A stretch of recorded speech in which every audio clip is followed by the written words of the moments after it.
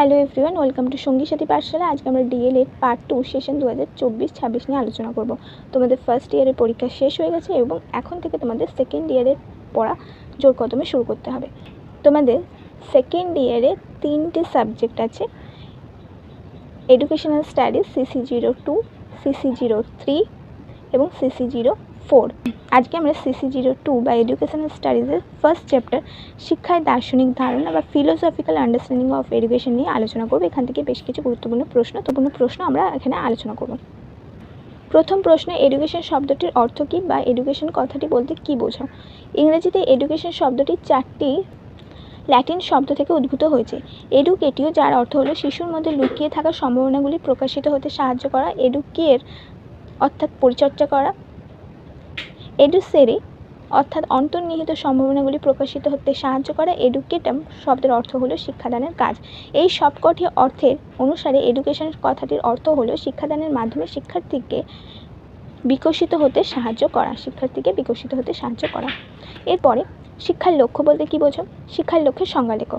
শিক্ষার লক্ষ্য বলতে বোঝায় কোনো উদ্দেশ্যে পৌঁছানোর জন্য বিভিন্ন কৌশল আয়ত্ত করে। এই কৌশল শিক্ষার উদ্দেশ্যকে বাস্তবায়িত করার জন্য যা করা হয় তাকে শিক্ষার লক্ষ্য বলা হয়। শিক্ষার প্রধান লক্ষ্য হলো শিক্ষার্থীর সর্বাঙ্গীন বিকাশে সাহায্য করা বা সহায়তা করা। অর্থাৎ শিক্ষার প্রধান লক্ষ্য হচ্ছে শিক্ষার্থীকে একজন পরিপূর্ণ নাগরিক হিসেবে গড়ে তোলা। শিক্ষার প্রধান লক্ষ্যগুলি কী কী বা শিক্ষার দুটি গুরুত্বপূর্ণ লক্ষ্যের নাম লেখো।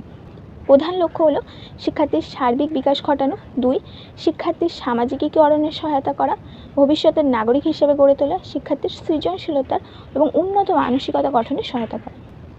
শিক্ষার্থীর সর্বাঙ্গীন বিকাশ বলতে কী বোঝায়?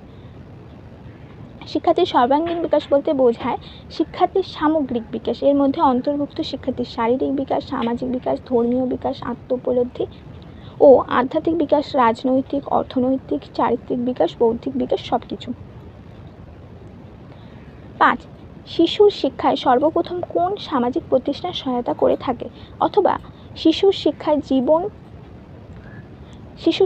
ও জীবন বিকাশের ক্ষেত্রে সবচেয়ে গুরুত্বপূর্ণ প্রতিষ্ঠান কোনটি? উত্তর হচ্ছে শিশুর শিক্ষায় সর্বপ্রথম পরিবার সব থেকে বেশি সহায়তা করে থাকে। পরিবারের মধ্যে থেকেই শিশুর প্রাথমিক অভ্যাসগুলি গড়ে ওঠে। যে কোনো বিষয়ের প্রাথমিক জ্ঞান শিশু পরিবার থেকেই পায়। শিশুর সামগ্রিক বিকাশের সহায়ক কার্যাবলীগুলি পরিবার থেকে লাভ করে। এই কারণে পরিবার হলো শিশুর শিক্ষা ও জীবন বিকাশের ক্ষেত্রে সবচেয়ে গুরুত্বপূর্ণ প্রতিষ্ঠান। এরপরে 6 নম্বর প্রশ্ন, পরিবার কাকে বলে বা ব্যালেডের মতে পরিবারের সংজ্ঞা দাও। ব্যালেডের মতে পরিবার সমাজের একমাত্র প্রতিষ্ঠান যার থেকে অন্যান্য সামাজিক প্রতিষ্ঠানের সৃষ্টি হয়েছে। মানব সমাজে এটি হলো প্রাচীনতম শিক্ষালয়। অন্য কোনো সামাজিক সংস্থা পরিবারের মতো এমন আন্তরিক হয় না। পরিবারের প্রতি সদস্যদের সঙ্গে শিশুর গভীর স্নেহের সম্পর্কে জড়িয়ে থাকে।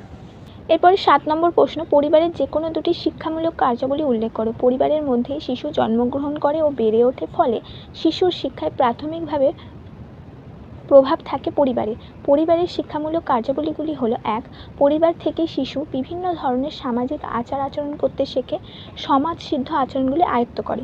2, পরিবার শিশুকে বিভিন্ন ধরনের অভ্যাস গড়ে তুলতে শেখায় যা তাকে পরবর্তীকালে সামাজিকীকরণে এবং দেশের নাগরিক হয়ে উঠতে সাহায্য করে।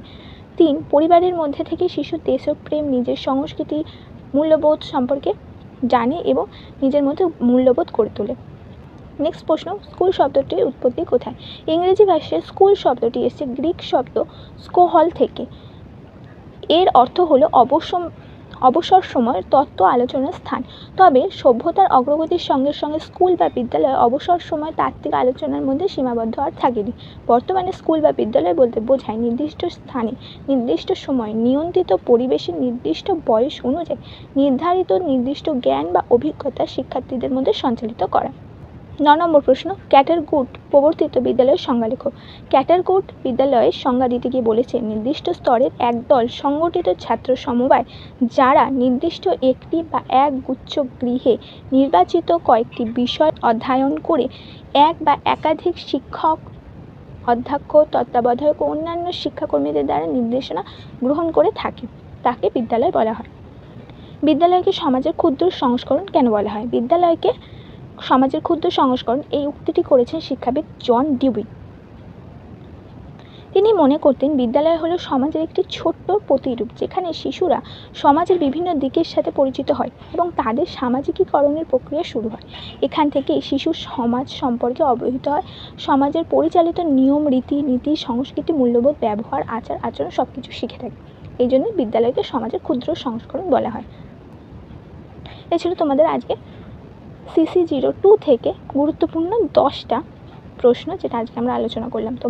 তোমাদের প্রত্যেকটা 3টে সাবজেক্ট যে আছে, প্রত্যেকটা সাবজেক্টের 10টা করে ইউনিট আছে এবং প্রত্যেকটা চ্যাপ্টার ওয়াইজ আমরা এখানে আলোচনা করব তোমাদের বিভিন্ন প্রশ্নগুলি। যেমন ধরো তোমাদের MCQ প্রশ্ন 1 নম্বরে, 2 নম্বরের প্রশ্ন SAQ এবং 7 নম্বর ও 16 নম্বরের প্রশ্ন সব আমরা এই চ্যানেলে আপলোড করব এবং সেগুলো পেতে হলে অবশ্যই তোমাদের চ্যানেলটাকে সাবস্ক্রাইব করে রাখতে হবে।